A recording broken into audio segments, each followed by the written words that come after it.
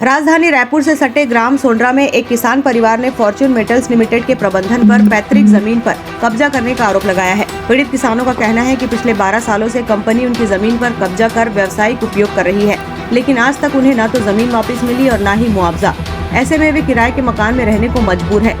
आप देख रहे हैं छत्तीसगढ़ टाइम और ऐसी और भी खबरों की जानकारी के लिए बने रहिए हमारे चैनल के साथ। पीड़ित पक्ष ने सीएम आवास पहुंचकर मामले की मुख्यमंत्री से शिकायत भी की और इंसाफ की मांग की।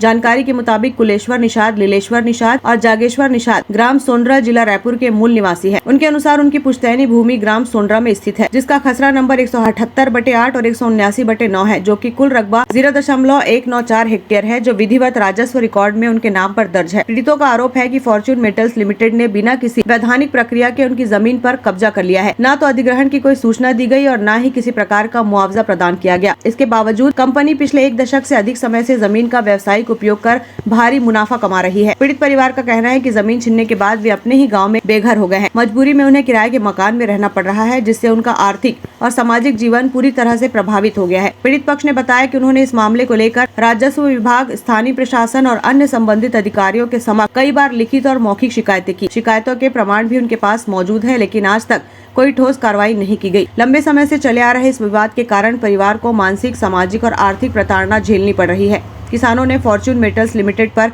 नियमों के उल्लंघन का आरोप लगाते हुए निष्पक्ष जांच और वैधानिक कार्रवाई की मांग की है। पीड़ितों ने मुख्यमंत्री विष्णुदेव साय के साथ साथ डिप्टी सीएम और जिला प्रशासन के अधिकारियों से भी इस मामले की शिकायत की। पीड़ितों ने फॉर्च्यून मेटल्स लिमिटेड के खिलाफ नियमों के उल्लंघन को लेकर निष्पक्ष जांच और वैधानिक कार्रवाई की भी मांग की है। पीड़ित किसानों ने सीएम के साथ डिप्टी सीएम और जिला प्रशासन के अधिकारियों से भी इस मामले की शिकायत की। पीड़ित किसान कुलेश्वर निषाद ने कहा, फॉर्च्यून मेटल्स लिमिटेड प्रबंधन ने हमारी जमीन पर कब्जा किया है। जब हमने विरोध किया तो मेरी माँ, पिता और भाई को जेल भिजवा दिया गया। पीड़ित पक्ष की वकील श्रेया जैन ने बताया कि फॉर्च्यून मेटल्स लिमिटेड ने किसानों की जमीन पर 12 साल पहले अवैध तरीके से कब्जा किया है। जमीन को बाउंड्री वॉल बनाकर घेर दिया है। खुद का जमीन रहते हुए भी ये लोग किराए में रह रहे हैं। सीएम हाउस में शिकायत करवाई है ताकि इनको इंसाफ मिल सके। Bureau report, Chhattisgarh time.